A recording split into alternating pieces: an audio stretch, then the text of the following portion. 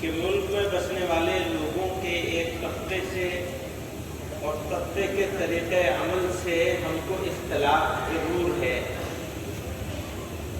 لیکن ہم ان کے مخالف ہرگز نہیں۔ اختلاف اور مخالفت کا فرق ہم کو سمجھ لینا چاہیے، ان کو بھی سمجھ لینا چاہیے۔ اختلاف زندگی کی علامت ہے، اور یہ اختلاف چیزوں کو خوبصورت بناتا ہے، اور مخالفت جو ہے وہ تنگ ذہنی کی علامت ہے، تنگ دلی کی علامت ہے۔ ہمارے کچھ مقرر حضرات ذمہ داروں کے الفاظ، یہ تأثر، حالانکہ وہ بھی مخالف نہیں ہیں، اختلاف ہی کر رہے تھے، لیکن الفاظ ایسے استعمال ہوئے ہیں جس سے ہمارے دوست میڈیا والے اس کو مخالفت کا رنگ دے سکتے ہیں، اور دے بھی رہے ہیں۔ وہ تو اچھی بات ہے کہ دے دیتے ہیں۔ یہ ملک ہمارا ملک ہے۔ جب مجھ سے کوئی پوچھتا تھا کہ یہ اجلاس عام کیوں کر رہے ہو، ابھی 5 مہینے پہلے تو منتظمہ ہوئی تھی، دیوبند میں سب جمع ہوئے تھے، پھر اجلاس عام کی کیوں ضرورت پیش آ گئی؟ تو میں دوستوں سے برابر یہ بات کہہ رہا تھا، اور ہمارے ساتھیوں کو، بزرگوں کو، ہمارے بہت سے ساتھی اس میں ایسے ہیں جو مکرمہ میں مجھ سے بہت زیادہ سینئر ہیں، پرانے ہیں، کام کرتے چلے آ رہے ہیں۔ سب سے گوش گزار کرتا ہوں ہمیشہ، اس موقع پہ بھی کہا کہ یہاں مایوس ہونے والی چیزیں ہمارے سامنے ہیں، لیکن حوصلہ پانے والی چیزیں ہم نظر انداز نہ کرتے ہیں۔ یہ ملک جو کم سے کم 130 نہیں تو 140 کروڑ لوگوں کی آبادی کا ملک ہے، لاکھوں اسکوائر کلومیٹر میں پھیلا ہوا ملک، بے شمار تہذیبیں، زبانیں، کھان پان کے طریقے اور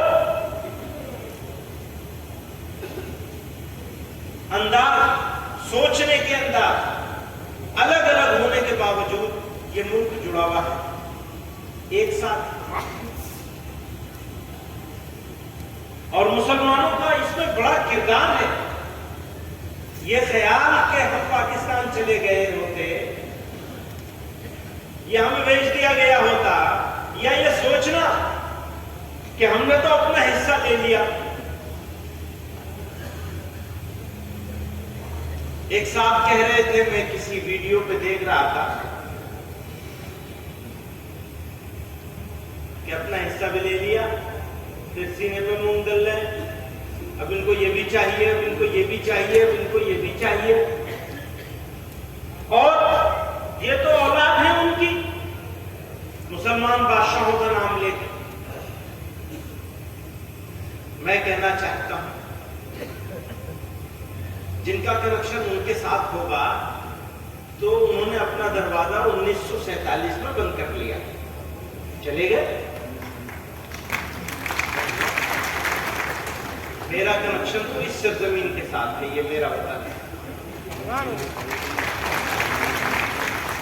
بار بار پہلے بھی کہتا رہا ہوں، اسی گلی کی ہے خاک سے، یہی خاک اپنی ملائیں گے، نہ بلائے آپ کے آئے ہیں، نہ نکالے آپ کے آئے ہیں۔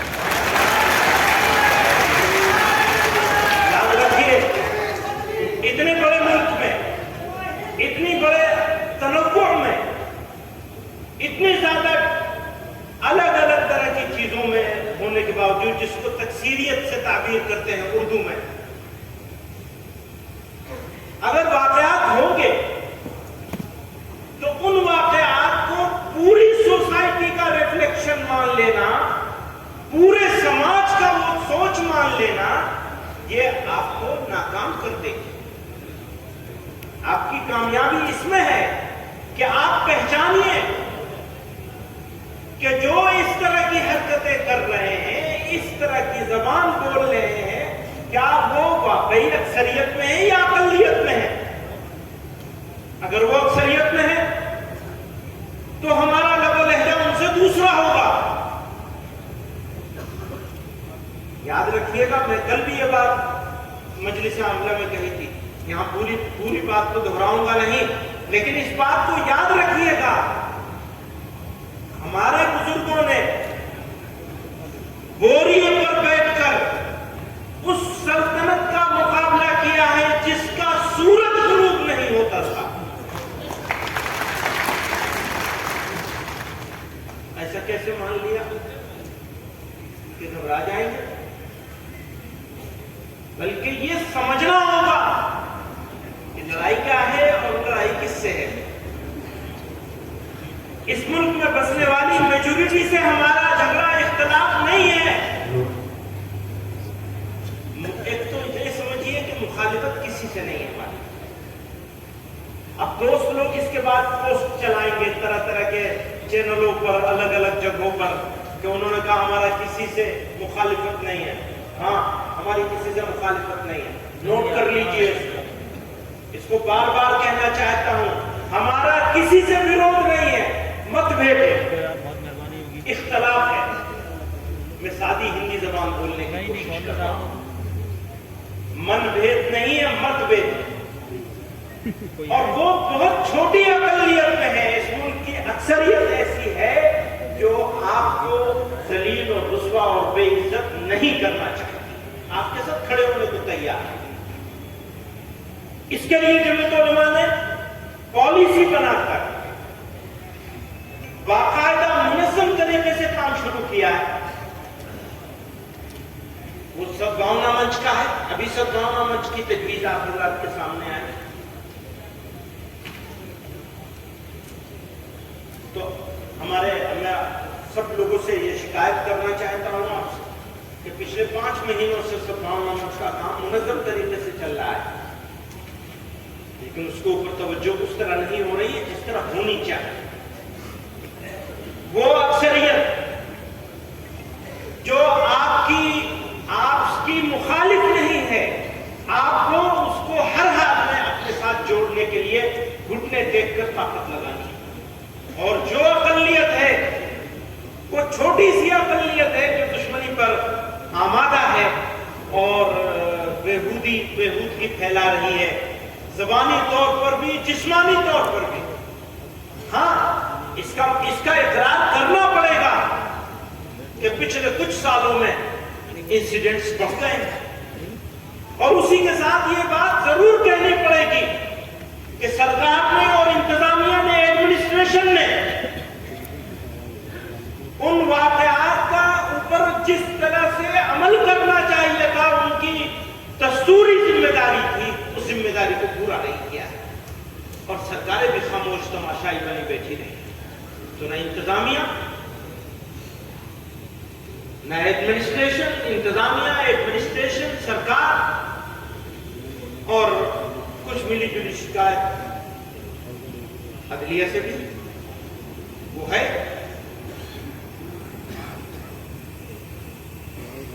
تو جو واقعات ہو رہے ہیں ان واقعات پر شکوہ بھی کریں گے، شکایت بھی کریں گے، آواز بھی اٹھائیں گے، لڑائی بھی لڑیں گے، لیکن اسے پورے ملک کی ترجمانی نہیں سمجھا جا سکتا ہے.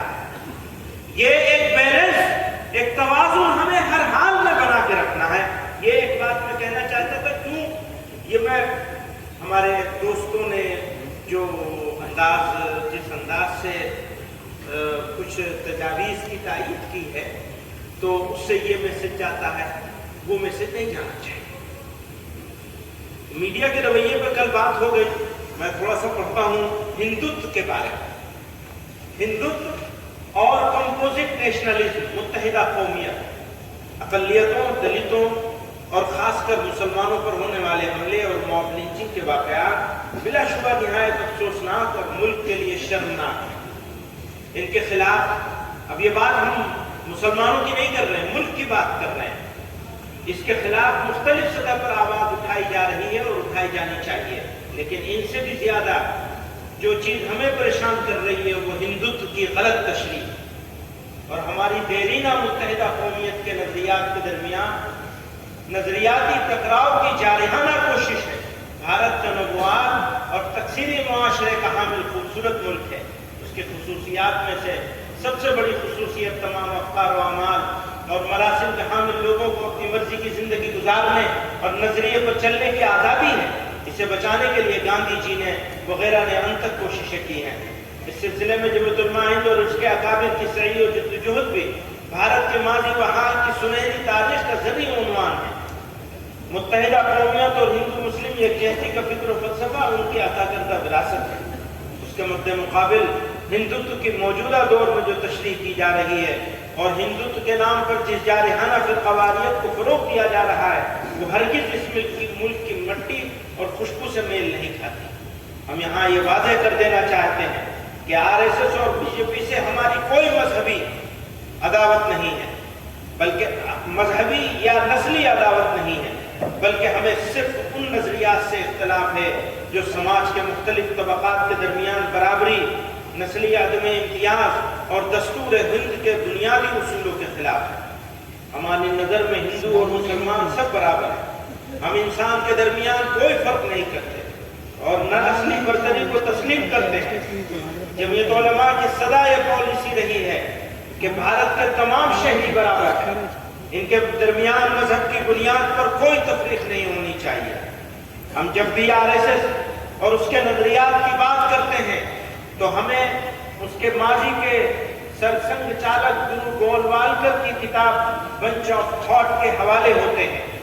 حالانکہ RSS کے موجودہ قائد کے حالیہ ایسے بیانات جو ایک قومی نظریے، متحدہ قومیت اور بھائی چارے سے کچھ میل کھاتے ہیں، ان کو بھی پیش نظر رکھنا چاہیے۔ اسلامی تعلیمات کے مطابق دوستی کے لیے بڑھایا جانے والا ہاتھ آگے بڑھ کر مضبوطی سے پکڑا جانا چاہیے۔ ہم RSS اور اس کے سرسنگ چالک اور ان کے ماننے والوں کو گرم جوشی کے ساتھ دعوت دیتے ہیں کہ آئیے آپسی بھید بھاؤ اور بغض و عناد دشمنی کو بھول کر ایک دوسرے کو گلے لگائیں اور اپنے پیارے وطن کو، دیش کو دنیا کا سب سے ترقی یافتہ، پرامن اور مثالی اور سپر پاور ملک بنائیں۔ باہمی نفرت کے تاریک ماحول میں جو لوگ بھی باہمی رشتوں کو استوار کرنے کے لیے ڈائیلاگ اور ایک دوسرے کے افکار و نظریات کو سمجھنے کے لیے کوشاں ہیں، ہم ان کا استقبال کرتے ہیں اور ایسی تمام کوششوں کی حمایت کرتے ہیں۔ باہمی گفت و شنید ہی تمام مسائل کا حل ہے، یا کم از کم مسائل کو بڑھنے سے روکنے کا ذریعہ ہے۔ اس لیے اس کا راستہ کبھی بند نہیں ہونا چاہیے۔ اپنے بھائیوں اور پڑوسیوں سے قطع تعلق کی اسلام نے ہرگز اجازت نہیں ہے۔ جمعیت کے اکابر نے برادران وطن کے ساتھ دوش بدوش چلنے اور ہر چیلنج کا مقابلہ کرنے کی روش اختیار کی اور جمعیت آج بھی اسی روش پر مضبوطی سے قائم ہے۔ موجودہ حالات میں جمعیت علماء ہند RSS اور اس کے رہنماؤں کو متوجہ کرتی ہے کہ وہ اپنے موجودہ بیانات کی روشنی میں عملی اقدامات کریں اور موجودہ حالات میں اپنی ہمنوا جماعتوں کو قائد کرے کہ نفرت اور فرقہ پرستی کی چادر اتار پھینکے۔ ہمیں دھیان کیجیے گا، ہمیں سناتن دھرم کے فروغ سے کوئی شکایت، آپ کو بھی دھیان کیجیے گا، آپ کو بھی اسلام کے فروغ سے کوئی شکایت نہیں ہونی چاہیے۔ یہ سب ہے جمعیت علماء ہند مولانا محمود حسن مدنی صاحب۔ سوامی وویکانند جی نے کہا ہے، میرا تجربہ ہے، دھیان کیجیے گا، ان کا یہ لیکن ہے 10 جون 1898 کا۔ انہوں نے لکھا ہے، میرا تجربہ ہے کہ اگر کبھی کوئی مذہب انسانی مساوات کی منزل کی قابل لحاظ حد تک پہنچا ہے تو وہ اسلام اور صرف اسلام ہے۔ میرا قطعی خیال ہے کہ عملی اسلام کی مدد کے بغیر ویدانت کے نظریات خواہ کتنے ہی اچھے اور شاندار ہوں، عام انسان کے لیے بالکل بے سود ہے۔ ہمارے مادر وطن کے لیے دو عظیم نظاموں کا میل، ہندو مت اور اسلام، ویدانت دماغ اور اسلام جسم، واحد امید ہے۔ میں اپنے دل کی آنکھوں سے دیکھ رہا ہوں کہ مستقبل کا معیاری بھارت انتشار و افتراق سے نکل کر بیدار دماغ اور اسلام جسم کے ذریعے کامیاب اور فتح مند ہو رہا ہے۔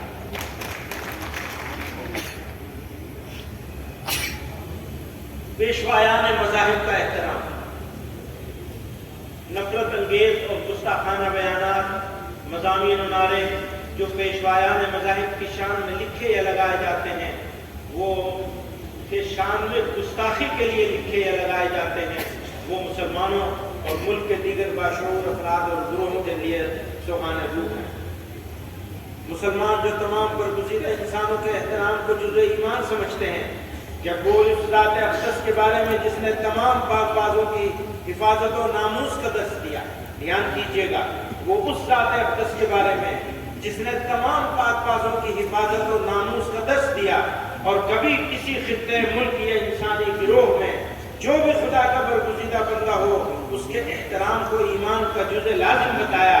مسلمان جب اس معلم شرافت و انسانیت محمد رسول اللہ صلی اللہ علیہ وسلم کے بارے میں گستاخانہ حرکتیں دیکھتے ہیں تو قدرتی طور پر غروب فرسا اضطراب اور بے چینی میں مبتلا ہو جاتے ہیں۔ یقیناً دیگر مذاہب کے متبعین بھی اپنے مقدس پیشواؤں کی توہین آمیزی کے بارے میں ایسا ہی محسوس کرتے ہیں اور ان کی توہین بھی ہمارے لیے ناقابل برداشت ہے۔ اس لیے ایسے قانون کی شدید ضرورت ہے جس سے اس قسم کی فتنہ انگیزیوں کا سدباب ہو اور پیشوایان مذاہب کی حرمت و عزت و حرمت محفوظ رہے۔ اسی کے ساتھ اس امر کی طرف بھی توجہ ضروری ہے کہ سارے عالم کے لیے رحمت بنا کر بھیجے جانے والے ہمارے رسول صلی اللہ علیہ وسلم کی سیرت و کردار اور انسانیت کے لیے آپ کی خدمت و قربانیوں سے عام لوگوں کو ان کی زبان میں واقف کرایا جائے۔ جب تک آپ نشر و اشاعت، تبلیغ اور افہام و تفہیم کے ذریعے دماغوں کو متاثر نہ کریں گے، محض وضع قانون سے پورا نتیجہ حاصل نہیں ہوگا۔ اہل علم و اصحاب قلم اپنی صلاحیتیں ایسے مفید اور مختصر کتابچوں کی تصنیف و تالیف میں صرف کریں اور ایسے مختصر پیغامات بنائیں جنہیں آڈیو یا ویڈیوز کی شکل میں سوشل میڈیا کے ذریعے نوجوانوں تک پہنچایا جائے تاکہ پیدا کردہ غلط فہمیوں کا ازالہ کیا جا سکے۔ اسلاموفوبیا، اس کے اوپر تجویز بھی آ چکی ہے تو میں اسے چھوڑ رہا ہوں۔ 57 منچ کے اوپر کل تجویز آ جائے گی اور کچھ میں بات کہہ بھی چکا ہوں۔ یونیفارم سول کوڈ کی تجویز آ چکی ہے، اس کو بھی چھوڑ دیتا ہوں۔ تعلیمی پالیسی اور تعلیم کا بھگوا کرن، یہ ایک بات کہنا چاہتا ہوں کہ تعلیم کے بارے میں جب آپ بات کرتے ہیں تو ملک میں بسنے والے سب لوگوں کے بچوں کی بات کرتے ہیں، تو اس کے اوپر کسی ایک کتاب کو لادنا، کسی ایک کتاب کو لازم کرنا، کسی ایک مذہب کے چیزوں کو لازم کرنا، یہ بھی اس ملک کی روح کے منافی ہے اور کم از کم مسلمانوں کو تو یہ ہرگز قابل قبول نہیں۔ دینی اور اصلی تعلیم کی سب سے اہم ضرورت ہے۔ اسلامی تعلیمات سے متعلق غلط فہمیوں کا ازالہ، اس پر بھی بات ہو چکی ہے۔ پسماندہ مسلمان، اس پر بات ہوئی ہے لیکن بہت جلدی بازی میں ہوئی ہے، تو میں صرف اس کو بجائے پڑھ کے سنانے کے یا پڑھ کے سنا دیتا ہوں۔ بھارت کے مسلم سماج میں جو بگاڑ پیدا ہوئے ان میں اہم ترین ذات پات کا نظام ہے، کیونکہ اسلام کے واضح تعلیمات مساوات اور نسلی عدم تفریق پر مبنی ہے، لیکن جن لوگوں نے مذہب اسلام کو اختیار کیا وہ اپنے آپ کو ذات پات کے پرانے نظام اور رسم و رواج سے پوری طرح آزاد نہ کر سکے، جس کی بنا پر بھارتی مسلم معاشرہ تضاد کا شکار رہا۔ ایک طرف قرآن کی واضح تعلیم، یا ایھا الناس انا خلقناکم من ذکر و انثی وجعلناکم شعوبا وقبائل لتعارفوا ان اکرمکم عند اللہ اتقاکم ان اللہ علیم خبیر۔ اسی طرح نبی علیہ السلام کا وہ فرمان جو حجۃ الوداع کے موقع پر تھا، خطاب تھا، یا ایھا الناس ان ربکم واحد وان اباکم واحد۔ تو یہ سب کے باوجود صحابہ کا معاشرتی نظام اور صدیوں سے علماء اسلام اور صوفیاء و مبلغین کی ذات پات کے نظام کو ختم کرنے کی کوشش ہے، اور دوسری طرف بھارت کے اکثریتی سماج میں پائی جانے والی نسلی تفریق اور اشراف و ارذال کا تصور ہے جس سے مسلم معاشرہ بھی آزاد نہ ہو سکتا۔ اس میں کوئی شک نہیں کہ مسلمانوں کا ایک بڑا طبقہ برادران وطن کی طرح نسلی تفریق کا شکار ہے اور اس کی پسماندگی کو دور کرنے کے لیے ریزرویشن جیسے اقدام کی سخت ضرورت ہے، لیکن پسماندگی اور اشراف و ارذال کے سوال پر مسلمانوں کے درمیان تفریق ہرگز درست نہیں ہے۔ البتہ مسلمانوں میں دلت اور پسماندہ برادریوں کی زمینی حقیقت کو تسلیم کرتے ہوئے آج کے اجلاس عام کے موقع پر ہم یہ اعلان کرنا چاہتے ہیں کہ مسلمانوں کا ہر ایک طبقہ مسلم سماج میں برابری کی حیثیت رکھتا ہے، اور ماضی میں جو زیادتیاں ماضی میں کیا حال میں بھی ہو رہی ہیں، جو زیادتیاں ذات پات کے نام پر ہوئی ہیں یا ہو رہی ہیں، ان پر ہمیں شرمندگی ہے، اور اسے دور کرنے کے لیے ہم عہد کرتے ہیں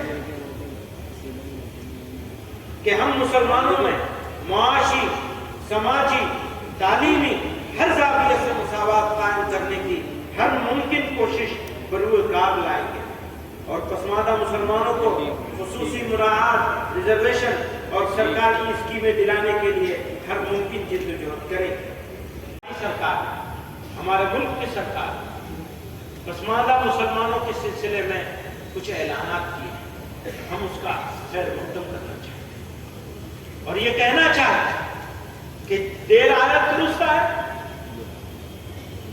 مسلمانوں کی آبادی کا ایک بڑا طبقہ جو محروم ہے اور اس کو پسماندگی کی بنیاد پر، برادرانہ پسماندگی کی بنیاد پر، حالانکہ اسلام اس کو قبول نہیں کرتا بلکہ توڑتا ہے، اس کے باوجود کیونکہ عملی طور پر مسلمانوں میں وہ موجود ہے، اس لیے اس کو دور کرنا جس طرح ہماری ذمہ داری ہے، اسی طرح سرکار کی بھی ذمہ داری ہے۔